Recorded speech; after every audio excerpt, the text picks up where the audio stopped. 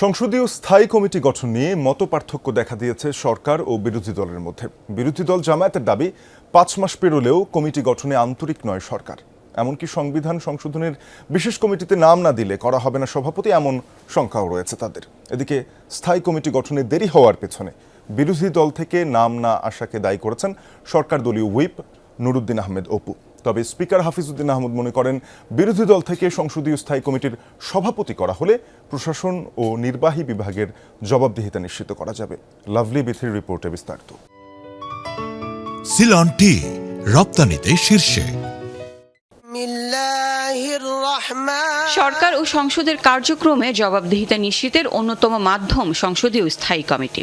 বিভিন্ন মন্ত্রণালয়ের অনিয়ম, দুর্নীতি, সামগ্রিক কাজের সুপারিশ, পর্যালোচনা কিংবা সরকারের নির্বাহী বিভাগের উপর নজরদারির দায়িত্ব এসব কমিটির। কাগজে কলমে স্থায়ী কমিটিকে শক্তিশালী করা হলেও বিগত সংসদগুলো এর বাস্তবায়ন চিত্র ছিল একেবারে ভিন্ন।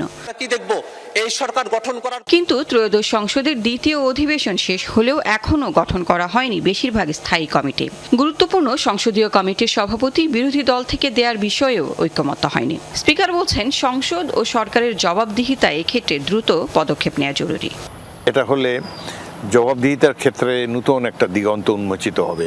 সংসদের কাছে তো নির্বাহী বিভাগ দায়বদ্ধ, অ্যাডমিনিস্ট্রেশনকে জবাবদিহি করতে বাধ্য করা যাবে।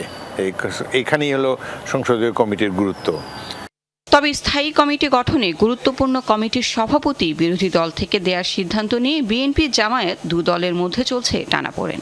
বিরোধী দলের দাবি, সরকার নিজেদের মতো করে স্থায়ী কমিটি গঠন ও পরিচালনা করতে চাচ্ছে, ঘাটতি আছে আন্তরিকতায়ও। এমন অভিযোগ অস্বীকার করে সবার পরামর্শেই কমিটি করা হচ্ছে বলে দাবি সরকার দলীয় হুইপের। সংবিধান সংশোধন কমিটিতে যোগ দিলেই কেবল আমাদেরকে এগুলি দেওয়া হবে। সরকারের পক্ষ থেকে এরকমই ইঙ্গিত দেওয়া হয়েছে আমাদের।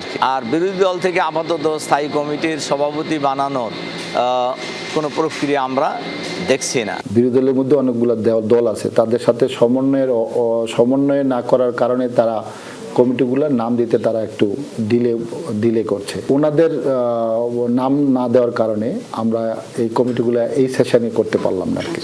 তবে রাজনৈতিক মতপার্থক্য কাটিয়ে দ্রুত সব সংসদীয় স্থায়ী কমিটি গঠন করা হবে বলে আশাবাদী স্পিকার। কমিটি কার্যকরে তিনি বড় বাধা হিসেবে দেখেন আমলাতন্ত্র ও রাজনৈতিক সদিচ্ছাকে। সংসদও দেখবে টাইম টু টাইম যে জনকল্যাণের জন্য কি ভূমিকা সংসদ রাখতে পারছে। মন্ত্রীরা জনগণের নির্বাচিত প্রতিনিধি হিসাবে তারা জনগণের প্রতি দায়বদ্ধ নাকি আমলাতন্ত্রের প্রতি দায়বদ্ধ। অনেক বড় সব বাধা আমলাতান্ত্রিক জটিলতা, এটা আমরা আমাদের সদিচ্ছা আছে, আমরা চেষ্টা করব বাধাগুলো অতিক্রম করে কীভাবে কার্যকর একটা সংসদ এবং মন্ত্রণালয়ের সাথে সমন্বয় করে কাজ করা যায়। সরকার যদি এটা ঠেকাতে না পারে তাহলে তো সরকারের ব্যর্থতা। আমরা সেই জন্য দায় সরকারকে বাদ দিয়ে আমলাদের উপর কেন দিতে যাব? এক নম্বর দায়ী হলো সরকারকেই এ ব্যাপারে কার্যকর ভূমিকা রাখতে হবে।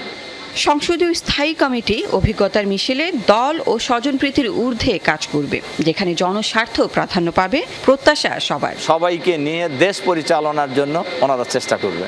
Lovely Bithi, Jamuna news, Dhaka.